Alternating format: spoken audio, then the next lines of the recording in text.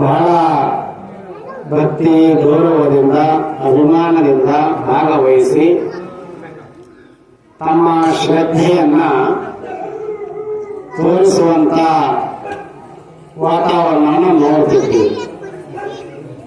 ಹಾಗೆಯೇ ನೀವು ಕೂಡ ಈ ಒಂದು ಸಂದರ್ಭದಲ್ಲಿ ಭಾಗವಹಿಸಿ ಈ ಕಾರ್ಯಕ್ರಮದಲ್ಲಿ ನಿಮ್ಮದೇ ಆದಂತಹ ಭಕ್ತಿಯನ್ನ ಅರ್ಪಣೆ ಮಾಡುವುದರ ಮೂಲಕ ನಾವು ಕೂಡ ಭಕ್ತಿಯ ತಾಣ ಆಗಬೇಕು ಅಂತೇಳಿ. ಎಲ್ಲರಿಗೂ ನಮಸ್ಕಾರಗಳು. ಯುವಕರು ದುಶ್ಚಟಗಳಿಂದ ದೂರವಿರಬೇಕು. ಡಾಕ್ಟರ್ ಗುರುಬಸವ ಮಹಾಸ್ವಾಮಿಗಳು.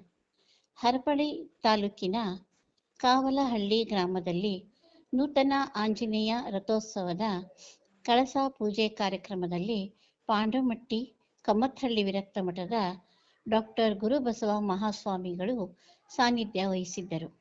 ಡಾಕ್ಟರ್ ಗುರುಬಸವ ಮಹಾಸ್ವಾಮಿಗಳು ನೂತನ ರಥದ ಕಳಸಕ್ಕೆ ಪೂಜೆ ನೆರವೇರಿಸಿ ಮಾತನಾಡಿ, ದೇವಸ್ಥಾನ ಕಟ್ಟುವುದು ಮುಖ್ಯವಲ್ಲ, ದೇವಸ್ಥಾನವನ್ನು ಸ್ವಚ್ಛತೆಯಿಂದ ಶ್ರದ್ಧೆ ಭಕ್ತಿಯಿಂದ ಸೇವೆ ಸಲ್ಲಿಸಬೇಕು. ಮಕ್ಕಳನ್ನು ಶಿಕ್ಷಣವಂತರನ್ನಾಗಿ ಮಾಡಬೇಕು. ಯುವಕರು ಹಾಗೂ ಸಾರ್ವಜನಿಕರು ದುಶ್ಚಟಗಳಿಂದ ದೂರವಿರಬೇಕು. ಎಲ್ಲ ಸಮಾಜದವರು ಸೇರಿ ನೂತನ ರಥೋತ್ಸವವನ್ನು ನಿರ್ಮಿಸಿದ್ದೀರಿ. ಶಾಂತಿಯುತವಾಗಿ ಒಗ್ಗಟ್ಟಿನಿಂದ ವಿಜೃಂಭಣೆಯಿಂದ ಸಂಭ್ರಮ ಸಡಗರದಿಂದ ರಥೋತ್ಸವವನ್ನು ನೆರವೇರಿಸಿ ಎಂದು ಹೇಳಿದರು.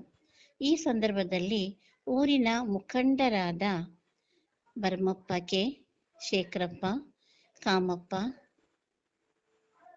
ಮಹಾನಂದಪ್ಪ, ನಂದಪ್ಪ, ಸೋಮಶೇಖರಪ್ಪ, ಕೆ ಜನಾರ್ದನ, ಎಸ್ ಶಿವಣ್ಣ, ಕೆ ವಿ ಶಿವಕುಮಾರ್, ನಿವೃತ್ತಿ ನ್ಯಾಯಾಧೀಶ ವಾಮದೇವಪ್ಪ, ಕೆ ಉಮಾಪತಿ, ಕೆ ಗುರುಬಸಪ್ಪ ಹಾಗೂ ಗ್ರಾಮಸ್ಥರು ಹಾಜರಿದ್ದರು.